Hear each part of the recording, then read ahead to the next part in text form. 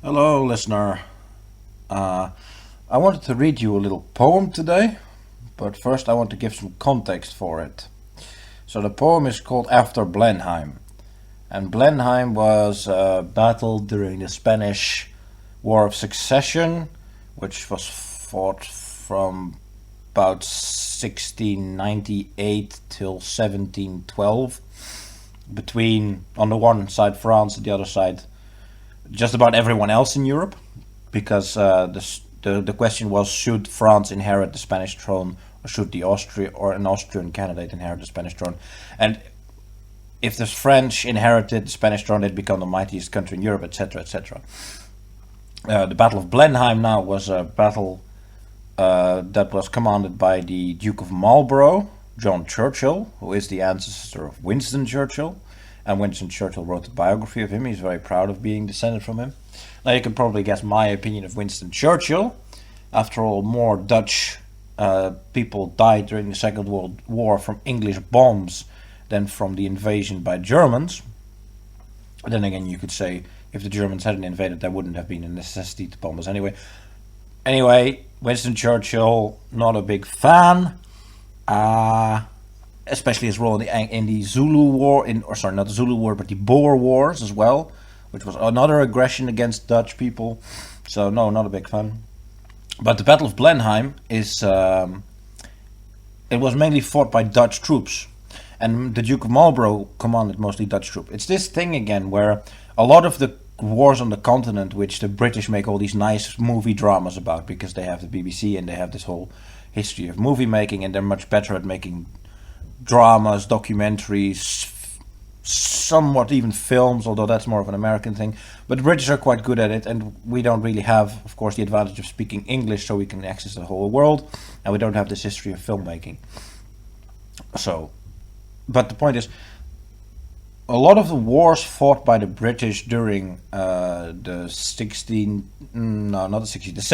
18th century were fought with continental troops. I've made a video before about Waterloo, where if you actually check the figures, there were only 25,000 British present at Waterloo. The rest were Dutch and Germans, and then the Prussians, of course. And this is the case most of the time whenever there are battles on the continent. There are very few English soldiers present. Usually they're used as the core shock troops, but the mass of the army is usually Germans, Dutch, Danish, Swedish, Austrians, etc. Sometimes even Poles. There's Irish are always interesting in these wars because the Irish are fighting on every side, and you've got a lot of memoirs by Irish mercenaries who basically switch sides constantly. They go from serving France to serving the Dutch to serving the Austrians, and they've got interesting war memorials because they're usually lifelong career soldiers, and they've got a lot to tell about all this. But anyway, the continental system, or the wars on the continent, the British always used puppets to fight most of the battles for their interest. And the British strategy, of course, for centuries has been to keep the continent divided so no dominant power could emerge in Europe. So they'd always be switching sides as well. I mean, in 1672 they stabbed the Dutch in the back, then the Dutch came over in the Glorious Revolution, then our Prince William III became King of England, and he kind of turned against us. And that's the interesting part of the Spanish War of Succession. Is the last war where the Dutch Republic was really a major power, where it was really preeminent, and it was a big contender in European politics. Because it was the downfall of the Dutch Republic was basically started by the Glorious Revolution. So the Glorious Revolution, most Brits will know, was when there was a succession crisis, basically over the fact that the country was Protestant, the king was Catholic, or suspected of being Catholic, and they basically wanted to ensure that there would be a Protestant succession in England. And they achieved this by inviting Prince William of Orange, William III, over to become King of England. He landed with an army, which is, again, one of those things that Brits always say is the last time Britain was invaded was in 1066. Well, no, there was a Dutch army was landed in Britain of about 20,000 men in 1687. So no, 1066 was not the last time the British Isles were invaded. Then there was a bit of pacification, especially in Ireland. That's the reason that the Irish Protestants have orange colours, because of the Prince of Orange. He came over to Ireland and suppressed the Catholics, ending basically the Jacobites' chance of ever coming back into power in either in the British Isles. Basically, he suppressed mostly revolts in Scotland and in Ireland, and less so in England. So that's the kind of the background. The Prince of Orange then became king.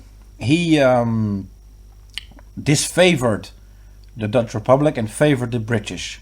So he kind of favored shifted the power of the navy over to Britain and so on, while keeping the Dutch as paying for most of the wars and Dutch soldiers being used for most of the wars. And his successor, Queen Anne, his wife, did the same. And it was under Queen Anne that most of the War of the Spanish Succession was fought. So that was kind of the downfall of the Dutch Republic as the preeminent naval power and one of the major powers in Europe, was because of treachery of the House of Orange, basically, and then being used by the British for about 20 years as pawns for their schemes in opposing mainly France. And a lot of Dutch, basically after the War of Spanish Succession, there had died about 100,000 Dutch during the wars, and the coffers had been completely depleted. The Dutch Republic was in complete debt, and it fades as a power until basically the Revolutionary Wars. The French occupied the Netherlands, the Batavian Republic, and then after the Congress of Vienna, you have the House of Orange installed as a monarchy. But I'll read you the poem of Blenheim. So Blenheim was basically one of the last battles in which Dutch troops played a heroic and prominent role. Not the last, but it was a significant victory in which Dutch troops actually played a significant role. This is a poem by Robert Southy, which was written quite shortly after the battle. So, it was a summer evening. Old Caspar's work was done. He before his cottage door was sitting in the sun, and by him spotted on the green his little grandchild Wilhelmine. She saw her brother Peterkin roll something large and round, which he beside the rivulet and playing there had found. He came to ask what he had found, that was so large and smooth and round. Old Caspar took it from the boy, who stood expectant by, and then the old man shook his head, and with a natural sigh, "'Tis some poor fellow's skull," said he, "who fell in the great victory. I find them in the garden, for there's many hereabout, and often when I go to plough, the ploughshare turns them out.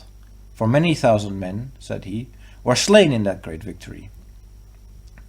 "Now tell us what was all about, young Peterkin," he cries, and little Wilhelmine looks up with wonder-waiting eyes. "Now tell us all about the war, and what they each fought for." "It was the English," Caspar cried, "who put the French to rout, but what they fought each other for, I could not well make out.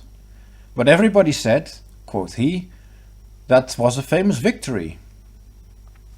"My father lived at Blenheim then, yon little stream hard by. They burned his dwelling to the ground, and he was forced to fly. So with his wife and child he fled, nor had he where to rest his head. With fire and sword the country round was wasted far and wide, and many a childling mother then and new-born baby died. But things like that, you know, must be at every famous victory. They say it was a shocking sight after the field was won, for many thousand bodies here lay rotting in the sun. But things like that, you know, must be after a famous victory. Great praise the Duke of Marlborough won, and our good Prince Eugene. Why, it was a very wicked thing," said little Wilhelmine. "Nay, nay, my little girl," quoth he, "it was a famous victory." And everybody praised the Duke, who this great fight did win. "But what good came of it at last?" quoth little Peterkin. "Why, that I cannot tell," said he, "but 'twas a famous victory." So as you can see, it's a bit of an anti-war poem, and I like that sentiment because I'm always a little bit resentful at the English for what they've done on the continent, for the role they played in the downfall of the Netherlands and the role they've played in sabotaging German unification of the Netherlands. But you can hate the French for that as well. So old European rivalries. But I like the sentiment the poem expresses, where people fell for nothing. Basically, Dutch soldiers died for very much no gain.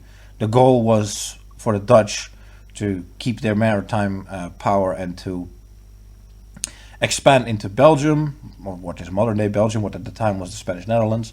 And basically we fought for nothing. We fought at the behest of the British to make sure, the British and the Austrians, to make sure the French wouldn't have Spain. Anyway, that's that then.